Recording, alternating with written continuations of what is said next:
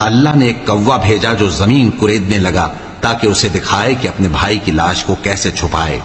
کہنے لگا ہائے کمبختی، مجھ سے اتنا بھی نہ ہو سکا کہ اس کوے جیسا ہی ہوتا کہ اپنے بھائی کی لاش چھپا دیتا۔